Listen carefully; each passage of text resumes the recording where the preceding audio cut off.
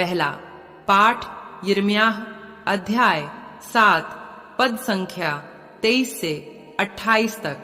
मैंने उन्हें केवल ये आदेश दिया, यदि तुम मेरी बात पर ध्यान दोगे तो मैं तुम्हारा ईश्वर होऊंगा और तुम मेरी प्रजा होंगे।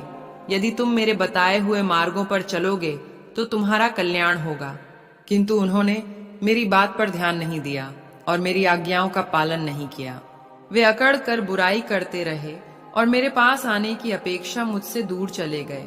जिस दिन उनके पूर्वज मिस्र देश से निकले, उस दिन से आज तक मैं अपने सब सेवकों अर्थात नबियों को उनके पास भेजता रहा, किंतु उन्होंने मेरी बात पर ध्यान नहीं दिया और मेरी आज्ञाओं का पालन नहीं किया। वे अकड़ कर बुराई करते रहे और अपने पूर्वजों से अधिक दुष्ट निकले। तुम उन्हें यह सब बता दोगे, किंतु वे तुम्हारी नहीं सुनेंगे। तुम उन्हें पुकारोगे, किंतु वे उत्तर नहीं देंगे।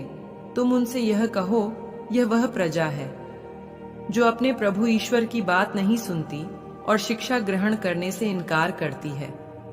सच्चाई नहीं रही, वह उनके मुख से चली गई है। यह प्रभु की वाणी है।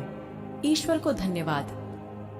सुसमाचार संत लूकस अध्याय 11 पद संख्या 14 से 23 तक। ईसा ने किसी दिन एक अपदूत निकाला जिसने एक मनुष्य को गूंगा बना दिया था। अपदूत के निकलते ही गूंगा बोलने लगा और लोग अचंभे में पड़ गए। परंतु उनमें से कुछ ने कहा, यह अपदूतों के नायक बेलजेबुल की सहायता से अपदूतों को निकालता है। कुछ लोग ईसा की परीक्षा लेने के लिए उनसे स्वर्ग की ओर का कोई चिन्ह मांगते रहे। उनके विचार जानकर ईसा ने उनसे कहा, जिस राज्य में फूट पड़ जाती है वह उजड़ जाता है और घर के घर ढह जाते हैं। यदि शैतान अपने ही विरुद्ध विद्रोह करने लगे तो उसका राज्य कैसे टिका रहेगा? तुम कहते हो कि मैं बेलजेबुल की सहायता से अपदूतों को निकालता हूं। यदि मैं बेलजेबुल की सहायता से अपदूतों को निकालता हूं तो तुम्हारे बेटे किसकी सहायता से उन्हें निकालते हैं? इसलिए वे तुम लोगों का न्याय करेंगे। परंतु यदि मैं ईश्वर के सामर्थ्य से अपदूतों को निकालता हूं तो निसंदेह ईश्वर का राज्य तुम्हारे बीच आ गया है।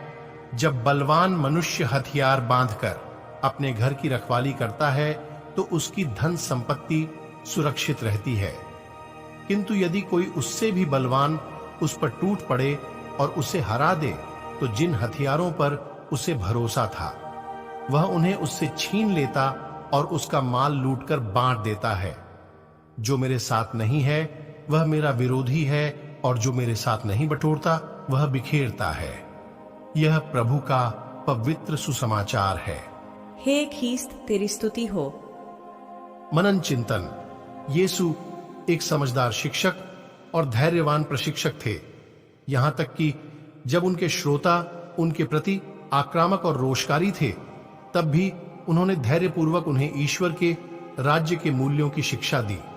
हम यह रवैया उस समय साफ देखते हैं जब उनके विरोधियों ने उन पर आरोप लगाते हुए कहा, वह नरकदूतों के नायक की सहायता से नरकदूतों को निकालता है। वे अपने श्रोताओं की ऐसी प्रतिक्रियाओं से आहत होने को तैयार नहीं थे।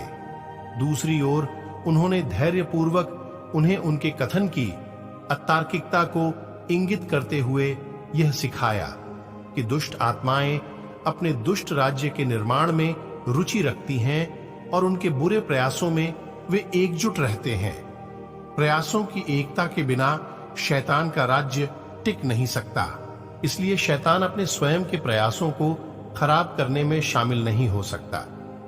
यह आत्मघाती होगा। यीशु चाहते हैं कि हम यह समझ लें कि वे ईश्वर के सामर्थ्य से, न कि शैतान की सहायता से, शैतान के राज्य को नष्ट करने का काम कर रहे हैं। वे हमें यह जानने के लिए आमंत्रित करते हैं कि वे शैतान से बहुत अधिक शक्तिशाली हैं। मेरे प्यारे विश्वासी भाई बहनों, आइए हम वचन पर मनन चिंतन करें। आप सभी को परमेश्वर आशीष तथा शांति प्रदान करे। आमीन।